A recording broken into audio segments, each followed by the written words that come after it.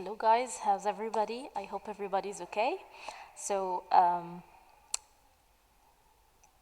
first of all, this is Ms. Salma, and let's open page 89 in your workbooks, the checkpoint workbook. And we're going here to practice some figurative language exercises, and it's going to be on similes and metaphors. All right, let's get started. Are your books ready? Okay. So, here, all the following sentences use figurative language and contain either simile, a metaphor, or both. Identify the figurative language in each sentence by writing either S for simile or M for a metaphor or both in the box. All right, so here we have sentences from A to J, which we're going to answer, and we're going to check what kind of figurative language in each sentence. We'll use M for metaphor, and S for simile, and both for if there is simile and metaphor. All right. Number 1, the trees swayed in the breeze like elegant dancers. The trees swayed in the breeze like elegant dancers. What do you think we can find here in a simile? So before we start, let me remind you of what a simile is. Simile is a figurative or kind of figure of speech that we use in order to compare two things using like or as. Metaphor is as the same as the simile. The only difference is in the metaphor we don't use like or as. Again, we compare two things, but in the metaphor we don't use like or as, but in the simile we do use like and as. Like or as. All right. So the trees swayed in the breeze like elegant dancers. So first of all, here we can see like. So this is how we identify a simile. So of course there is a simile, but is it just simile or there is also a metaphor? The trees swayed. What's the meaning of swayed? Here swayed comes with the meaning of, like danced. Swayed in the breeze like elegant dancers. See? That's why we use this verb. So, in this, we have both. In this sentence, we have both. Metaphor and simile. We were blanketed in the darkness of the night. All right, so do we have any sign for a simile here, like as or like, such as or like? All right, so no, we don't. So it's definitely a metaphor. Where is the metaphor? How did I know it's a metaphor? From that blanketed here in the darkness of the night. It shows here, or it's comparing the darkness of the night as if it's a blanket that people get covered with, or they cover themselves with. All right, makes sense. Moving on, C. He jumped from rock to rock as if he was a mountain goat.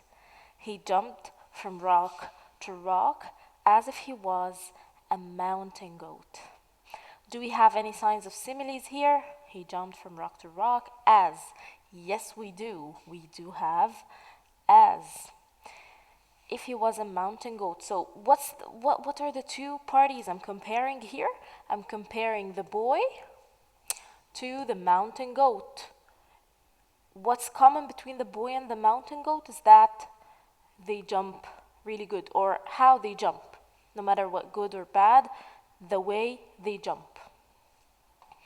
Maybe fast, maybe good, maybe bad, maybe slow. It doesn't matter. The thing is, we're comparing how they jump. All right, so here we have a simile. The leaden weight of my homework assignment weighed me down. The leaden weight of my homework assignment weighed me down. Is there any signs of simile here? No, there isn't. So it's a metaphor. How did I know it's a metaphor?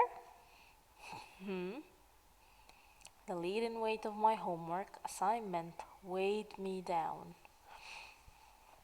Okay, so here, the leaden weight of my homework assignment weighed me down. The leaden means made out of lead, the material. So here describing the homework assignment and how hard it is, or how lots of homework you have compared to the metal or the material, the lead material. And also there is kind of personification, which is also considered metaphor. So personifications go under the big umbrella of the metaphor. This is the big umbrella of the metaphor. And goes under this umbrella the personification. Okay? So the leaden weight of my homework assignment weighed me down. It like weighed me down means like you were not able to hold it, as if you're going actually to hold or rise up the homework, which you actually are not going to because you can't. All right. Next question. Oh, we didn't answer this one. So here we have a metaphor, of course. The heavy walls of clouds guarded the sun. The heavy walls of clouds guarded the sun. Do we have any signs of similes here, as or like in this sentence? Nope, we don't. So it's indeed a metaphor. The heavy walls of clouds guarded the sun. Here, I'm comparing the clouds as if they are guards. I'm comparing the clouds to guards, and as if the clouds are guarding the sun. Heavy walls, also the clouds are not walls. Maybe the clouds were heavy, the clouds were a lot in the sky, but we don't describe them with heavy. So it's also a metaphor. Using heavy walls to describe clouds is a metaphor, or kind of hyperbole as well, like exaggeration. You're going extreme. All right, so this is a metaphor. The frost, like a white crust, held the earth in its iron grasp. The frost, like a white crust, held the earth in its iron grasp. Do we have any sign for simile here? Yes, we do. It's right here. The frost, like a white crust, right?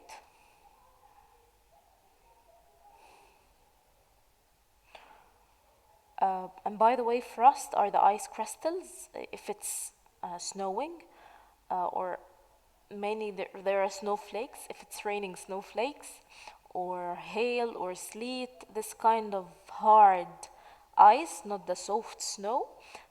This is the frost, the ice crystals forming a white deposit, like white layer. Okay, like a white crust. So we are comparing the frost as if it's a white crust. The white crust is doing what? Held the earth in its iron grasp. Also comparing the crystals, the ice crystals, as if they are iron grasp. So there is definitely a simile here, but is there a metaphor?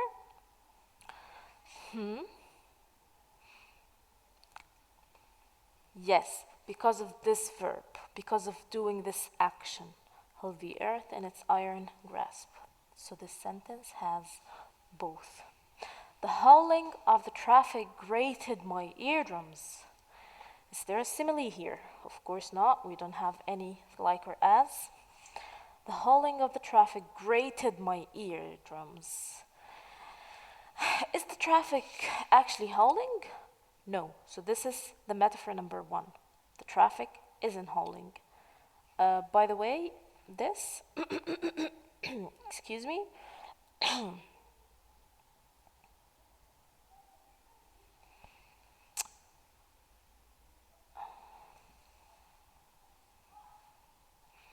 Here, howling in general means um, long noise, like, there is some kind of animal which I don't remember. This is its sound. Oh, howls. It howls at night. So the howling is also people when they cry, sometimes they howl. So is the traffic actually howling? We said no. So is it is the noise? Let's say the noise of the traffic going to grate my eardrums, to cut my eardrum into pieces, or to shred it into pieces? Also no. So we have two verbs here to show metaphors. So it's a metaphor. H. The stairs groaned under my tread as if they were in pain. The meaning of tread are your steps. Do you know the treadmill? Treadmill. Also, tread means when you press something with your feet. If you're pressing somebody else's foot, you're treading their foot, you know? So the stairs groaned. Groaned means like cried, screamed of pain. Are the stairs actually going to groan? No. Actually, groaning, do you know if you're opening an old door and it makes this squeaking sound? That's what the stairs also do. If you're moving on wooden stairs, for example, they would groan, especially if they're old. Under my tread is under my steps or under my foot or as I walk, as if they were in pain. Here we have a simile. I searched about this a lot, guys. Some say as if doesn't always make similes, and some say that as if always creates simile. So I honestly believe that it always creates simile, and I have a way of knowing that, which is to replace this by like. If it works, then it's a simile. So here we go. As if they were in pain. The stairs. The stairs. Let's see. Forget about the first part of the sentence and let's read from here. They, or the stairs, were in pain. Could that be literally true? No, of course not. It's a metaphor. But when we add to this sentence as if, it becomes a simile indeed, right? So it's what? Both. Simile and metaphor. All right. Next, I.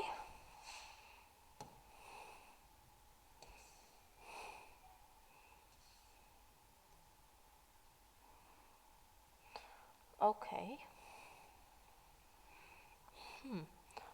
The memory of the dream was like toothache in my brain that would not go away. The memory of the dream was like a toothache, or was like toothache in my brain that would not go away. Here, do we have any signs of similes? Yep, we do have, which is like. The memory of the dream was like toothache in my brain that would not go away. Is there any signs of metaphors? The memory of the dream. This is a normal sentence. It's not comparing anything to any other thing. It's just the memory of the dream. Okay, no metaphor here. Was like toothache. Here is the simile. In my brain that would not go away. Everything is normal. Nothing is figurative. Only was like toothache is the only figurative part of this sentence here. So this sentence only has a simile. Okay. The moon was a ghostly gallon tossed upon the clouds. The moon was a ghostly gallon tossed upon the clouds. Gallon is like an old sailing ship.